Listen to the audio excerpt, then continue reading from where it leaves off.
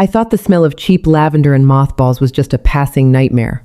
But when my mother-in-law's 6 overstuffed suitcases hit our hardwood floor 48 hours before I was supposed to walk down the aisle, I realized the nightmare wasn't visiting. It was moving in. Permanently. Thursday evening, 8:43 p.m. The apartment smelled like melting hot glue, expensive eucalyptus, and the sour tang of my own nervous sweat. We were exactly 48 hours away from the moment I was supposed to stand in front of 200 people and promise to love David until the earth swallowed us whole. The living room was a disaster zone, a minefield of ivory cardstock, sheer ribbon, and half-assembled wedding favors tiny glass jars of local honey that I had spent the last 3 hours meticulously wrapping with twine. My fingertips were raw, the skin peeling slightly from the friction of the rough string. David was supposed to be helping. Instead, he was standing by the kitchen island, rhythmically peeling the label off a cold bottle of beer. The wet, tearing sound of the paper was setting my teeth on edge. "If you're going to just stand there, you could at least cut the tags," I muttered, not looking up from the jar I was tying. He didn't answer. He had been quiet all evening. Not the comfortable domestic quiet we used to share on Sunday mornings, but a tight, coiled silence, a silence that felt heavy and expectant. I chalked it up to pre-wedding jitters. I was too exhausted to probe. My neck ached with a sharp, pinpoint pain right at the base of my skull, a physical manifestation of the $10,000 catering bill currently sitting on my credit card. Then the doorbell rang. It wasn't a polite tap. It was a long, sustained, demanding buzz that vibrated through the floorboards. I jumped, bobbling the little glass jar. It slipped from my hands, hit the edge of the coffee table, and shattered on the synthetic rug. A thick, amber pool of honey began to ooze over the cheap beige fibers, glittering under the harsh overhead light. "Damn it," I hissed, dropping to my knees with a handful of paper towels. "David, who is that? Are we expecting someone?" David didn't move toward the door immediately. He set his beer down. The condensation left a perfect, dark ring on the granite. He wiped his hands on his jeans, deliberately, slowly. "I'll get it," he said. His voice was hollow, thin. I kept my head down, furiously dabbing at the sticky mess on the rug, listening to the heavy clunk of the deadbolt sliding back. The door creaked open. There was no warm greeting. No exclamation of surprise, just the heavy, unmistakable sound of something massive being dragged across the threshold. Thud, scrape, thud. Then came the smell. It hit the back of my throat before I even turned around, a suffocating wave of heavy rose perfume, artificial lavender, and the distinct, dusty odor of clothes that had been packed away in a damp basement for too long.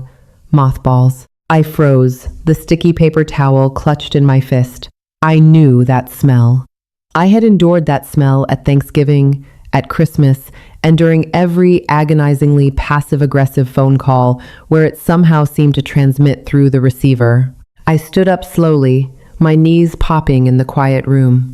Standing in the entryway was Barbara. She wasn't wearing a travel outfit. She looked as though she had dressed for a real estate closing or a funeral, a stiff slate gray skirt suit, her hair sprayed into an immovable helmet of tight silver curls. But it wasn't her outfit that made the cold, metallic weight drop to the bottom of my stomach. It was the luggage. Behind her, taking up nearly the entire footprint of our small foyer, was a barricade of matching, battered maroon Samsonite suitcases. 6 of them, plus 2 large taped-up cardboard boxes that looked like they had been salvaged from a liquor store. This wasn't a weekend bag. This wasn't a garment bag for a wedding dress. This was the accumulated detritus of a life being relocated. "Barbara," I said. My voice sounded entirely unhinged in my own ears, a breathy, high-pitched squeak. "What? What are you doing here?" "The rehearsal dinner isn't until tomorrow night at the hotel." Barbara didn't look at me. She stepped past David, her sensible black pumps clicking sharply against the hardwood, and ran a single, manicured index finger along the top of the entryway console table. She checked the finger for dust, seemed mildly disappointed to find none, and then finally turned her pale, watery blue eyes toward me. "The hotel was drafty," she stated. "It wasn't a complaint, it was a decree, and overpriced. It makes absolutely no sense for me to sit in a sterile room paying $300 a night when my son has a perfectly good apartment." I looked at David.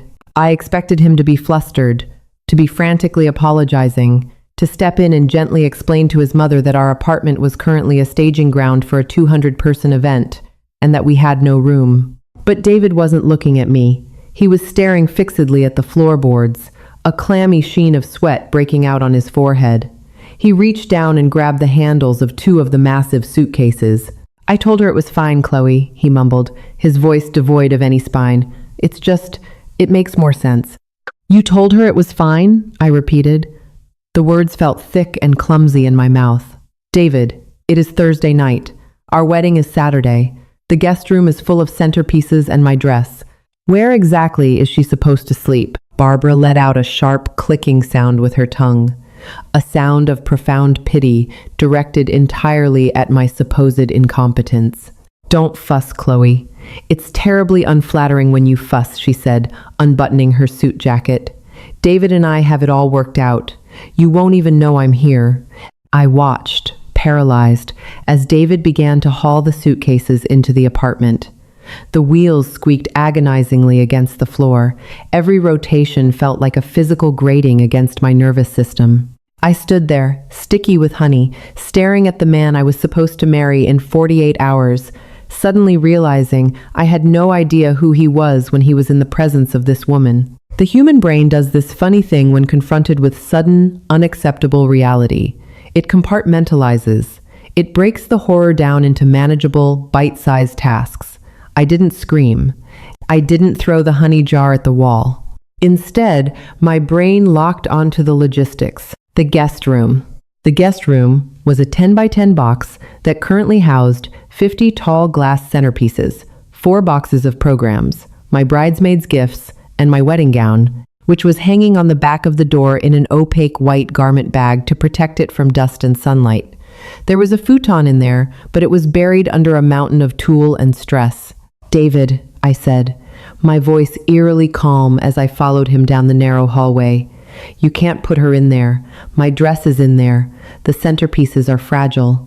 He didn't pause. He just kept dragging the first 2 suitcases, his shoulders hunched.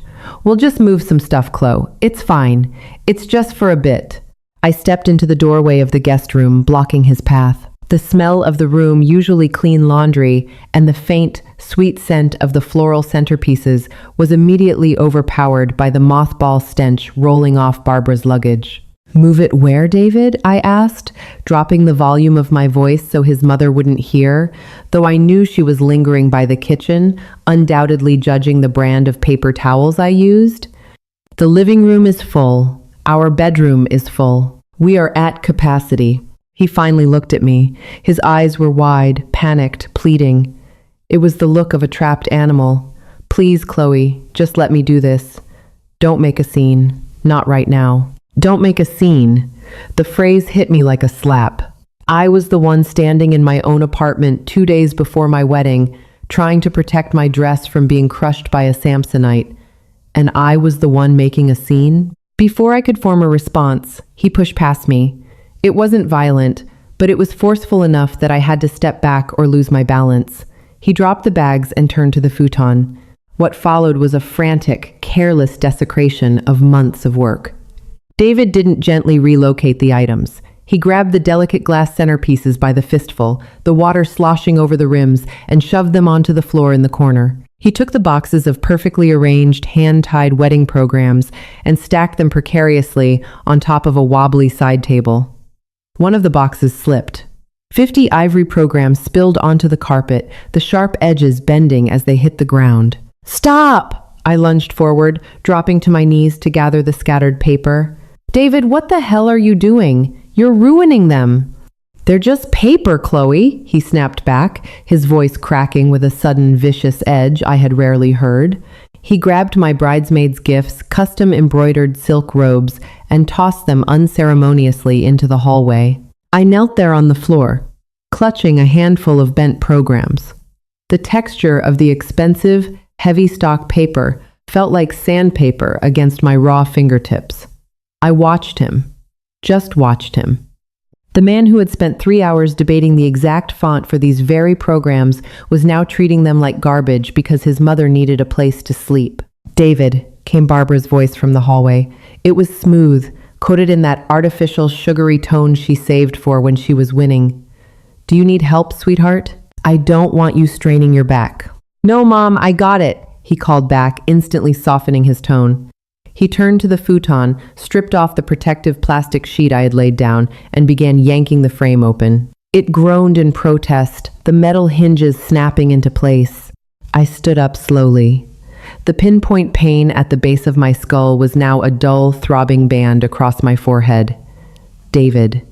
Why does she have 6 suitcases for a 3-day weekend? He kept his back to me, smoothing down the bare mattress pad of the futon.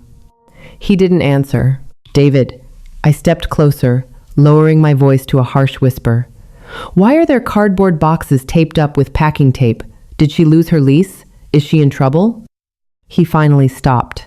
His hands rested flat against the thin mattress. I could see the muscles in his jaw clenching, jumping rhythmically beneath the skin of his cheek. The silence in the room stretched out, suffocating and thick. The only sound was the distant rhythmic ticking of the wall clock in the kitchen and the faint rustle of Barbara's skirt as she moved around our living space. "She sold the condo, Chloe," he said to the mattress. His voice was a flat, dead monotone. The air vanished from the room. I stared at the back of his neck. The little hairs there were damp with sweat. What? "She sold it. Last week. The closing was yesterday." He finally turned to face me. His expression was a horrifying mask of forced casualness, as if we were discussing what to have for dinner rather than the detonation of our lives. The market was hot. She got a great offer. It just made sense. "It made sense," I echoed. The words felt utterly devoid of meaning. "She sold her home. Where is she going to live, David?" He swallowed hard. His Adam's apple bobbed. He couldn't meet my eyes. He looked at the crushed tool on the floor, at the wall, at the ceiling. Anywhere but at the woman he was supposed to marry in less than 48 hours. "David." I stepped forward, grabbing his arm. The fabric of his flannel shirt felt rough and hot. "Where is she going to live?" He flinched away from my touch, taking a step backward until his calves hit the edge of the futon. "Here, Chloe," he whispered, his voice trembling with a pathetic mix of defiance and fear. "She's going to live here. With us. We have the space." I looked around the tiny 10 by 10 room. Half of it was currently occupied by 50 glass vases and my wedding dress. We lived in a 2-bedroom apartment with 1 bathroom. We didn't have space for a houseplant, let alone a permanent, aggressively perfumed 3rd roommate. "No," I said. It wasn't a shout. It was a simple, factual statement. "No, she is not." "It's just until she figures things out," he hissed, suddenly animated, waving his hands frantically. "She's my mother, Chloe! What was I supposed to do? Put her on the street? She gave birth to me. She raised me. I owe her." "You owe her," I repeated, the cynicism finally piercing through the shock, settling over me like a cold, heavy blanket. "You owe her so much that you let her move in 2 days before our wedding without telling me?" "I knew you'd react like this," he accused, pointing a finger at me. The gaslighting was so immediate, so practiced, it took my breath away. "This is exactly why I couldn't tell you. You're always so hostile toward her. You never even try to understand her situation." "Her situation?" I let out a short, hollow laugh that scraped my throat. "Her situation is that she chose to sell her home and ambush us. And your situation, David, is that you are a coward." His face flushed a deep, ugly, mottled red. He opened his mouth to argue, but the sound of heavy wheels squeaking against the laminate flooring cut him off. Barbara appeared in the doorway. She wasn't looking at the guest room. She was looking past it. "David, darling," she said, her eyes fixed down the hall. "I think there's been a mistake. You've put my bags in this storage closet." David scrambled past me, instantly reverting to the obedient, shrinking son. "Mom, this is the guest room. I'm just clearing it out for you now. The futon is actually really comfortable." A futon, she interrupted, testing the word on her tongue as if she had just bitten into a piece of rancid fruit. She finally looked at me, a tiny, victorious smirk playing at the corner of her thin lips. I am 62 years old with sciatica, David. I do not sleep on futons. Mom, it's the only other bed we have, he pleaded. Nonsense, she said smoothly, turning her back on the guest room and pointing a manicured finger down the hall. There is a perfectly good, proper bed right in there. She was pointing at the master bedroom, our bedroom. The absurdity of the moment was so profound that I actually felt a genuine, bubbling urge to laugh. It was a hysterical, jagged sensation building in my chest. Barbara, I said, leaning against the doorframe of the guest room, crossing my arms over my chest to keep my hands from shaking. That is our bedroom. You are not sleeping in our bedroom. She didn't even blink. She didn't acknowledge my authority in my own home. She simply turned her watery blue eyes to her son. The look she gave him wasn't demanding. It was expectant. It was the look of a queen waiting for a peasant to lay down his coat over a puddle. David, she sighed, a long, theatrical exhalation of breath that carried the scent of stale coffee and peppermint. You know how my hips get. The doctor said I need a firm mattress. And the ensuite bathroom. Well, with my midnight medications, I simply cannot be wandering down a dark hallway. It's a fall risk. I looked at David. This was the line. This was the absolute, undeniable boundary. If he crossed it, there was no going back. I waited for him to explain to his mother that she was out of her mind. I waited for him to say that the master bedroom was for the couple getting married in 2 days. David looked at his shoes. He looked at his mother. He looked at the massive Samsonite bag still sitting in the hallway. Then he reached out, grabbed the handle of the largest bag, and began rolling it past the guest room. He didn't look at me as he walked by. He kept his eyes locked straight ahead, marching like a soldier following a suicidal order. David, I warned. The word hung in the air, sharp and cold. He ignored me. He reached the door of the master bedroom, pushed it open with his foot, and wheeled the suitcase inside. I pushed off the door frame and followed him, the blood roaring in my ears. The sound was so loud it muffled the clicking of Barbara's heels as she trailed behind us, admiring the crown molding of our narrow hallway. I stepped into our bedroom. It was my sanctuary. I had painted the walls a soft, muted sage. I had picked out the heavy linen duvet cover. My half-empty mug of tea from that morning was still sitting on my nightstand, resting next to a framed photo of us in Paris. David hoisted the heavy suitcase onto the bed, our bed. He unzipped it with a violent, jagged motion. The smell of mothballs instantly permeated the room, sinking into the soft sage walls, infecting the linen. "What are you doing?" I asked, my voice deadly quiet. "She needs the bathroom, Chloe," he muttered, opening the suitcase. Inside were stacks of thick, sensible cotton underwear and heavy wool sweaters. "We'll take the futon. It's just logistics." "Logistics," I repeated. I watched as he dug his hands into the suitcase and pulled out a stack of clothes. He didn't just set them on a chair. He walked over to my dresser. He opened the top drawer, the drawer holding my delicates, the expensive white silk lingerie I had bought for the honeymoon. He grabbed a handful of my silk and lace, pulled it out, and unceremoniously dumped it onto the floor. "David!" I screamed, the calm finally snapping. I lunged forward, grabbing his wrist. His skin felt hot and damp. "Have you lost your goddamn mind? That is my drawer!" He ripped his arm out of my grasp. "She needs a place to put her things, Chloe. Stop being so selfish." Selfish. I stood there, staring down at the pile of white silk resting on the dusty hardwood floor. Beside it, David was methodically placing his mother's heavy, flesh-colored undergarments into my drawer, smoothing them down, making space for her. Barbara walked into the room then. She carried a heavy leather toiletry bag in her hands. She completely ignored the scene happening by the dresser, ignored my silk on the floor, and walked straight into the master bathroom. I followed the sound. I stood in the doorway of the bathroom and watched her. She unzipped the leather bag. Inside were dozens of heavy glass bottles, prescription pill bottles, and jars of thick, heavily perfumed creams. The bathroom counter was small. It held my skincare, small, delicate glass jars of serums I had saved up for months to buy for the wedding. Barbara didn't ask me to move them. She didn't politely shift them to the side. She simply extended her arm and swept her hand across the counter. My expensive glass bottles tumbled backward. Some fell into the porcelain sink with a sharp clack. 2 of them fell off the edge of the counter and shattered on the hexagonal tile floor, splattering expensive, clear serum everywhere. "Oops," Barbara said flatly. She didn't look down. She began lining her heavy, floral-scented jars in the exact center of the space she had just violently cleared.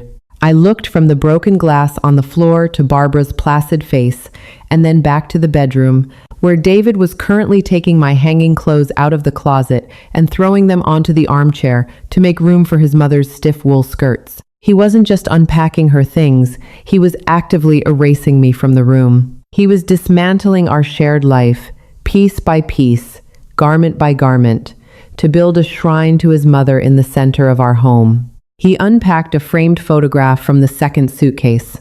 I watched him carry it over to the nightstands. He didn't put it on his side. He walked over to my side of the bed. He picked up my half-empty tea mug and the framed photo of us in Paris, dumped them both onto the floor, and set down a large, ornate silver frame. It was a picture of David and Barbara, just the 2 of them. David looked about 12, wearing a tight suit, standing awkwardly while his mother gripped his shoulder with claw-like fingers. He adjusted the frame so it faced perfectly toward the center of the bed. "There," David said, stepping back, wiping the sweat from his brow. He looked around the room, which now smelled entirely of heavy roses and camphor, my belongings scattered on the floor like the casualties of a silent war. He finally looked at me, standing paralyzed in the bathroom doorway.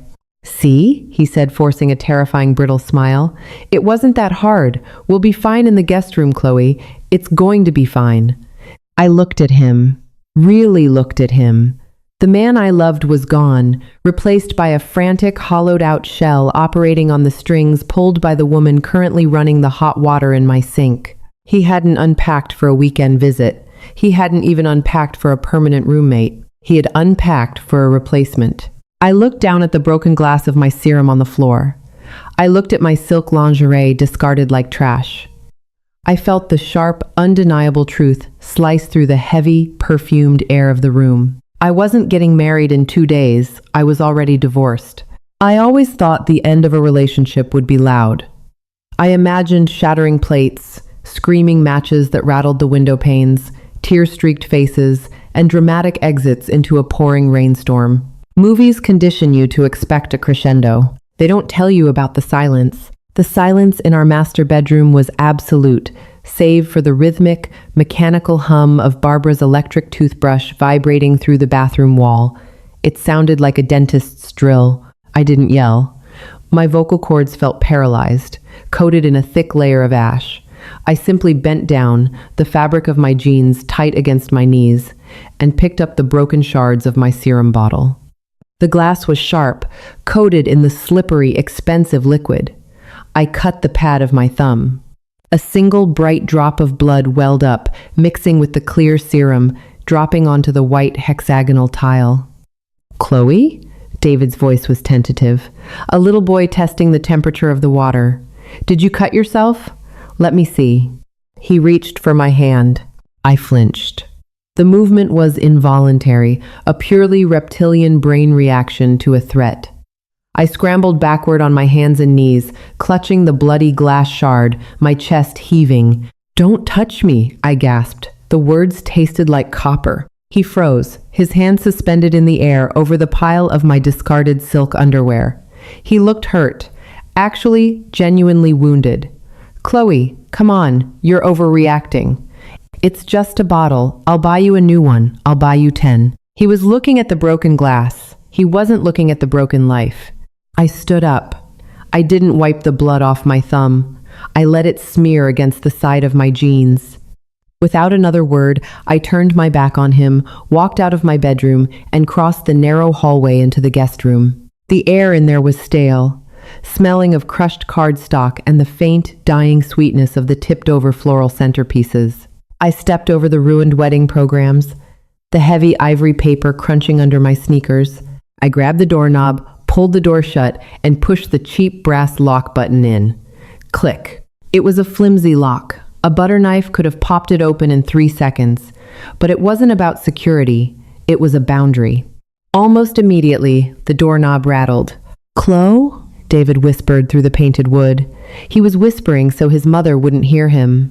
Even now, his primary concern was her peace, her comfort, her approval. "Chloe, open the door. We need to talk about the rehearsal dinner tomorrow. My mom says the restaurant is too loud for her hearing aids. We need to call them and see if we can get a private room." I stared at the white, opaque garment bag hanging on the back of the closet door. Inside was a dress that cost more than my first car. 3 layers of French tulle, a bodice intricately beaded with seed pearls. I had starved myself for 2 months to ensure the zipper would go up without a snag. I had spent hours standing on a pedestal in a boutique, crying with my sister when I finally saw myself in the mirror. "Chloe?" The knock came again. A pathetic, soft tapping. "Tap, tap, tap. Are you mad? Please don't be mad. I'm under a lot of pressure here." I walked over to the futon. I didn't pull it out into a bed. I just sank down onto the bare mattress pad, drawing my knees to my chest. I realized then that I wasn't angry anymore. Anger is a hot emotion. It requires fuel. It requires hope that things can change, that the other person can be made to understand. I had no hope. I was entirely, completely hollowed out.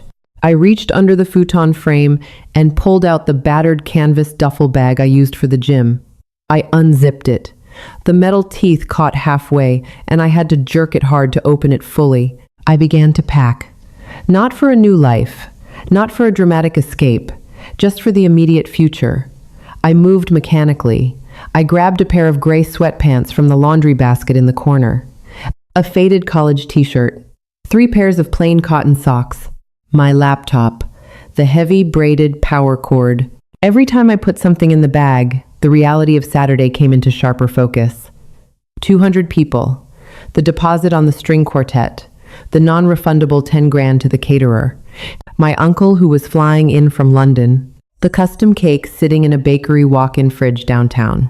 It was a mountain of obligation, a massive machine of social expectation that was currently hurtling down a track at 100 miles an hour.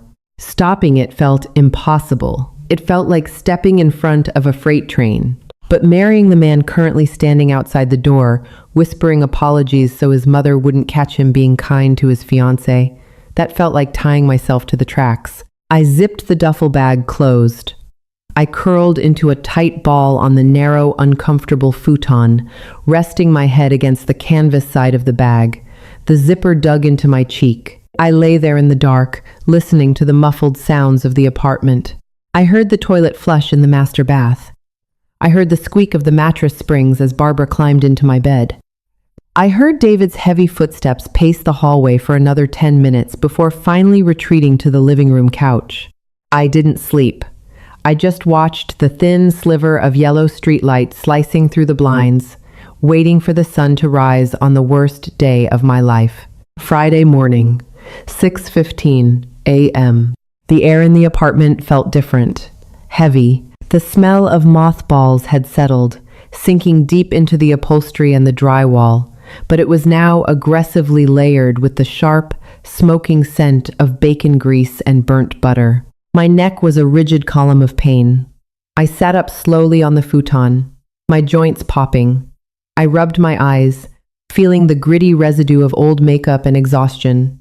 I looked down at my left hand. The engagement ring caught the weak morning light. 2 carats, oval cut, set in platinum. David had picked it out himself. At the time, I thought it was the most beautiful thing I had ever seen. Now, it just looked heavy. It looked like a shackle. I gripped the cold metal band with my right thumb and forefinger. I twisted it over my knuckle. It stuck for a second. My fingers were slightly swollen from the humidity and stress, but then it slid off. My ring finger felt instantly naked.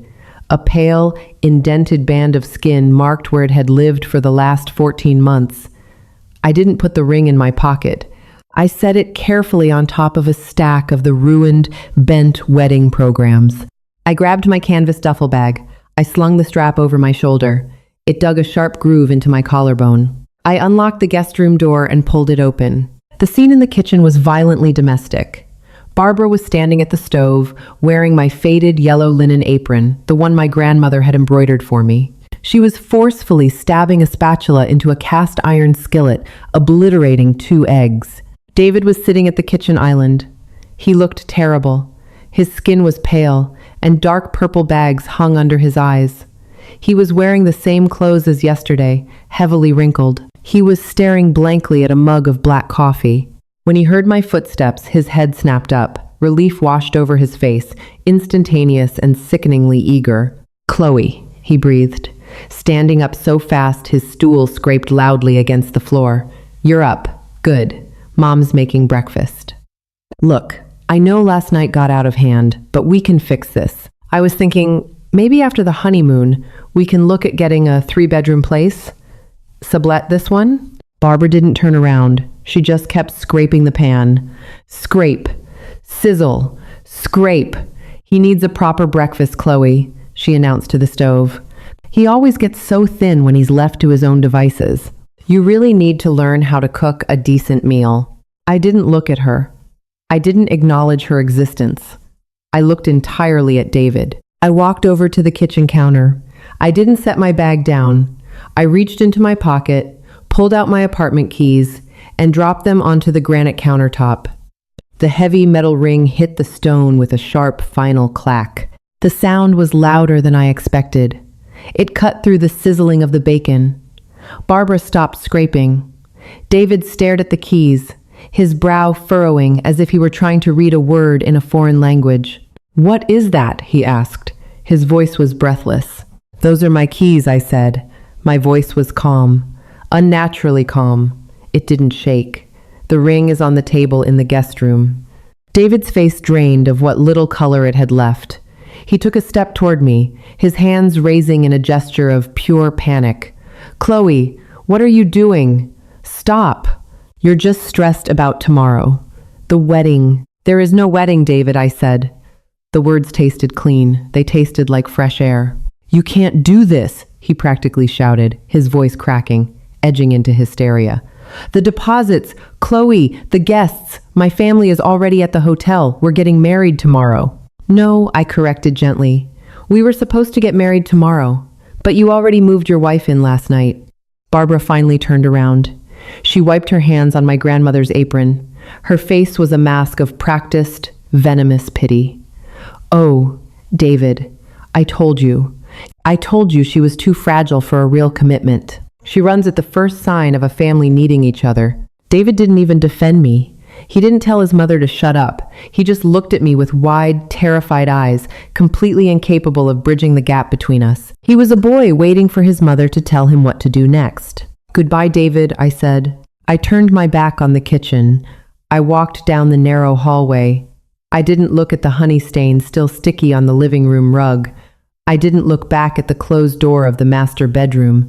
I opened the front door, stepped out into the carpeted hallway of the apartment building, and let the heavy door swing shut behind me. The click of the deadbolt locking into place echoed down the empty corridor. I stood there for a single terrified second. I had nowhere to go. I had 20 grand in debt for a party that wasn't happening, and I had to make about 100 agonizing phone calls before noon. My chest felt tight, a sharp pain radiating behind my ribs. But then I took a breath, and for the first time in 48 hours, the air didn't smell like mothballs. If you've ever had to walk away from a life you spent years building, you know exactly how heavy that front door feels when it closes. Heartbreak isn't always loud. Sometimes it's just the quiet realization that you deserve better than a futon in your own home. If Chloe's story resonated with you, hit that like button, subscribe to the channel for more raw, real stories, and share this with someone who needs a reminder to never settle.